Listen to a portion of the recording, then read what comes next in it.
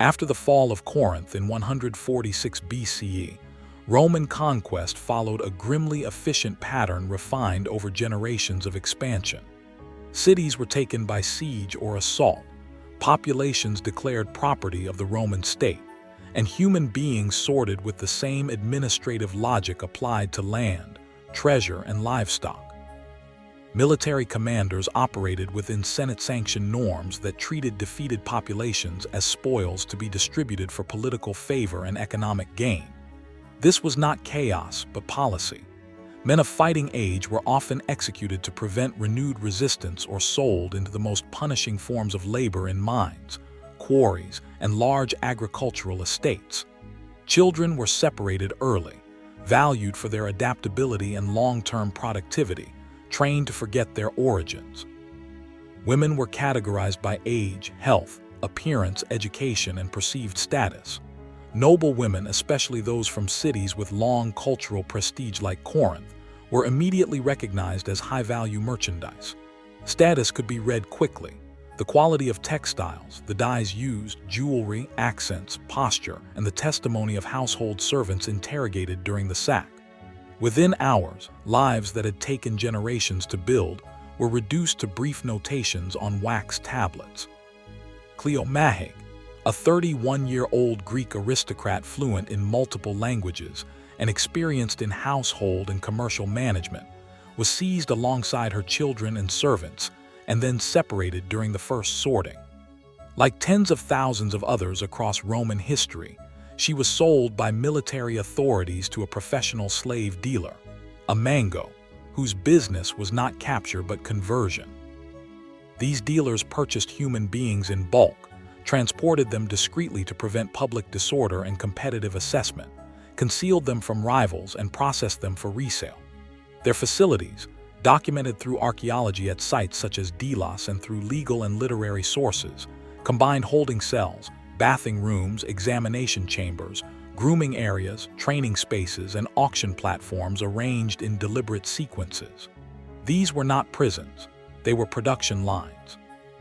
The goal was not merely to hold captives, but to transform free people into market-ready property whose appearance, behavior, and documentation aligned with Roman buyer expectations.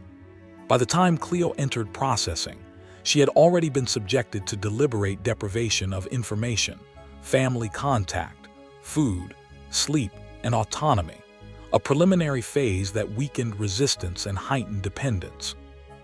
Roman law required sellers to disclose defects, illnesses, or conditions affecting value, so examinations were exhaustive. Bodies were measured, skin inspected for scars or marks, teeth checked, hair assessed, hands examined for signs of labor, and reproductive history inferred. Psychological reactions were observed simultaneously. Pride, fear, defiance, or resignation were noted because they indicated how much effort would be required to make the captive saleable. Educated noble women were often assessed as physically valuable but psychologically resistant, marking them for intensive preparation. Processing followed standardized stages refined over centuries.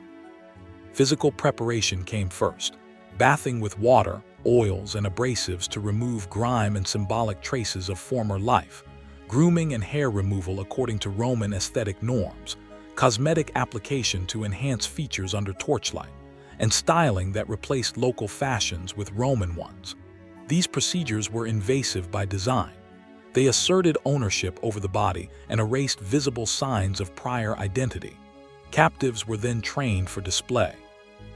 They learned how to stand on platforms, how to turn when commanded, how to walk to demonstrate health, and how to respond to inspection without hesitation. Compliance reduced pain and deprivation, resistance escalated consequences, and most learned outward obedience as a calculated survival response. Psychological processing was systematic and deliberate.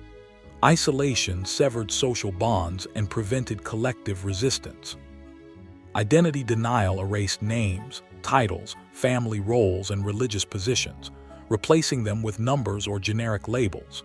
Status-confirming tasks reinforced subordination through daily ritual, eating when permitted, sleeping where assigned, responding to commands without question. Uncertainty about sale dates, buyers, destinations, and the fate of family members kept captives in continuous anxiety, a state that exhausted psychological defenses.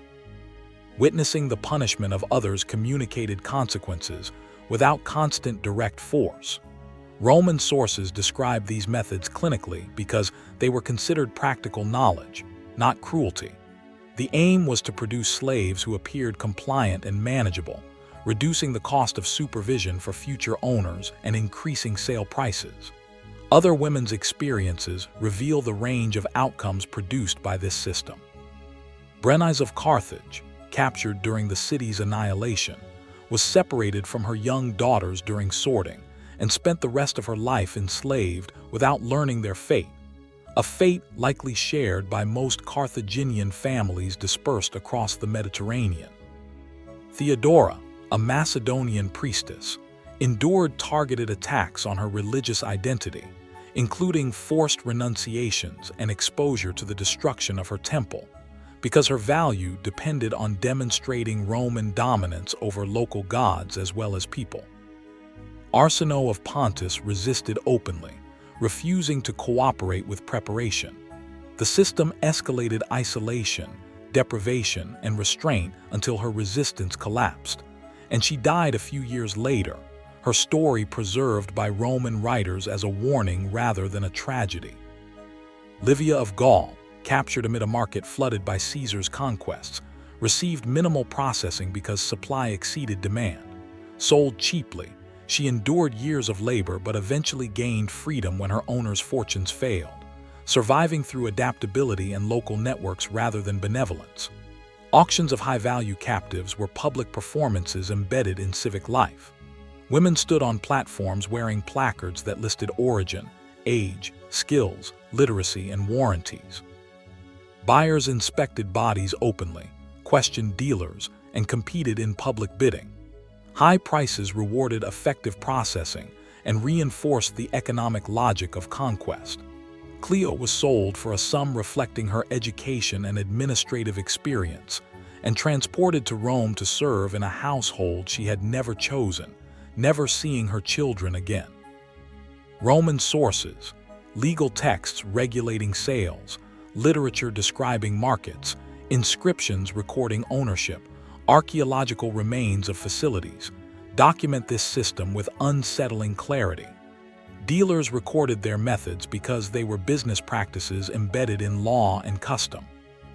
Modern trauma research recognizes these techniques as coercive isolation, identity destruction, unpredictable stress, and enforced compliance, methods that reliably produce traumatic adaptation. Outward obedience did not mean acceptance. It meant survival under absolute powerlessness. Across centuries, millions of women passed through this system. Most were destroyed in body or spirit. Some endured and found limited paths to freedom or stability. Their experiences complicate idealized visions of Roman civilization by revealing the human cost beneath marble temples and philosophical texts. The empire's wealth and order depended on slavery, and slavery depended on processing designed to erase personhood. Beyond individual lives, the system reshaped societies, depopulated regions, fractured kinship networks, and created diasporas of the enslaved whose labor sustained Roman agriculture, households, and urban services. The constant influx of captives depressed prices at times, intensified competition among dealers, and encouraged ever more efficient methods of preparation. Law both constrained and enabled abuse, protecting buyers from fraud while granting sellers wide latitude over captives' bodies. Occasional philosophical objections did little to alter practice. Moral discomfort coexisted with economic dependence. Resistance took many forms beyond open defiance. Quiet refusal, memory preserved in silence, skills used strategically, relationships formed to mitigate harm, and hopes deferred rather than extinguished. Some enslaved women secured manumission through years of service, childbirth within households, or the death of owners. Others gained nothing but survival. The afterlives of enslavement followed them into freedom, shaping identities marked by loss, vigilance, and adaptation.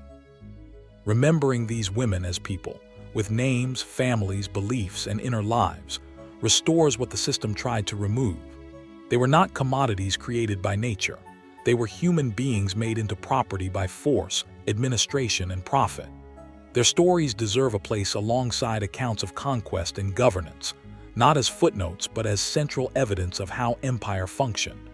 To remember them is to confront the costs of power and to refuse the comfort of sanitized history.